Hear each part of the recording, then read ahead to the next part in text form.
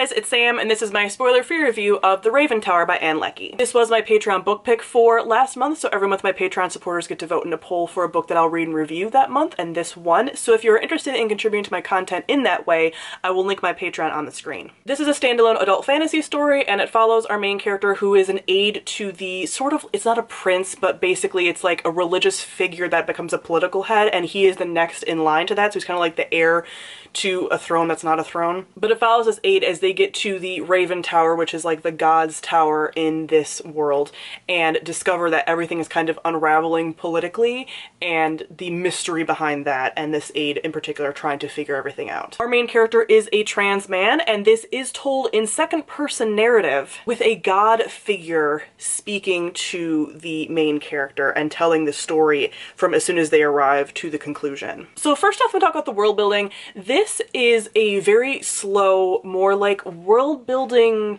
character-ish heavy story, but more like world building. So the whole concept here is that there are all these kinds of gods, and the Raven is the god of this area, and so he has this power with the political figures, or the political figures are sort of his speaking device. I mean, he has a raven that he embodies, but then he only really talks to these people called like the Raven's lease, and whenever the Raven's instrument, which is the raven, dies, then the lease has to sacrifice himself to keep the raven going. So it's all through like offerings and things. So that's how we kind of get introduced to all the gods, but there's a lot of gods, and we get the history of the gods, how these creatures, spirits, entities are made into gods. Are they really gods? They're gods over different parts of society, all of that. That was the most interesting part of this book for me.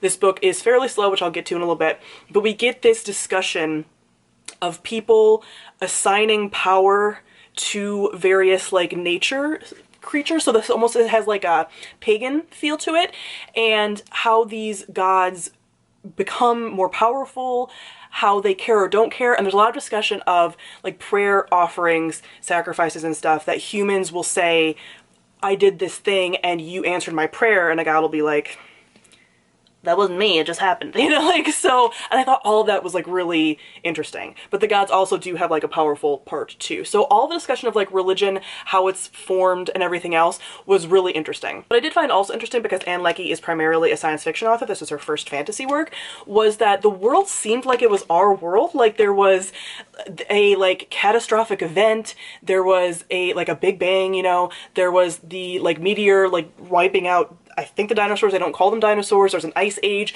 So I'm like, is this our world? I don't know, but it's a world that's very much similar to ours, which felt very like sci-fi in a way because of all of the like scientific element with this fantastical religious element mixed in, which was cool. So next we talk about our characters. Like I said, our main character is a trans man, and what was really nice about his story was that no one made his transness a big deal. So you find out that he's trans at the beginning, so he's not used as like a plot device or a twist or a spoiler or anything.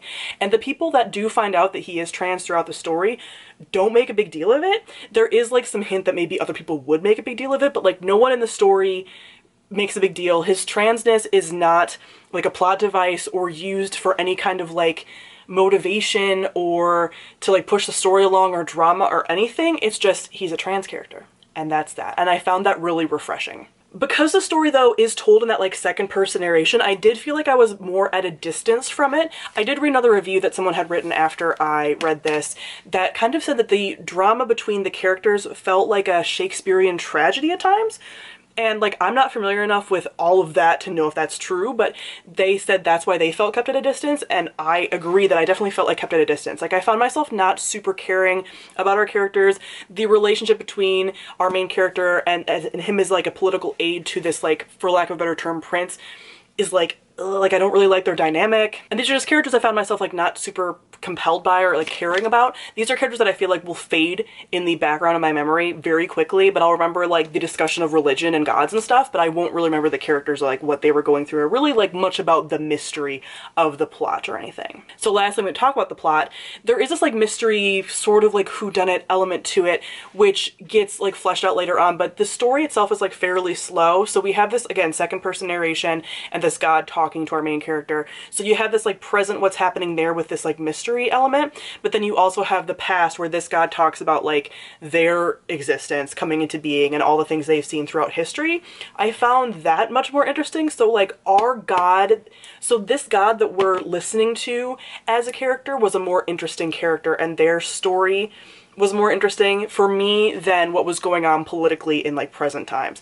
So the jump between the two was like a little bit jarring, and again the pacing is just like fairly slow. Like this is not an action-packed story. What's nice about this is actually like very bold font for an adult book, and like a lot of spacing, if you can tell. So like it's very easy to get through, and for it being slow you still fly through it, but it really is not even really a character-driven or plot-driven story. It's very much a world-building, thematic type story. So overall, I ended up like enjoying it. It was fine. I ended up giving it 3 out of 5 stars. I like that discussion of religion. You guys know how I feel. I really like when fantasy books like dive into that.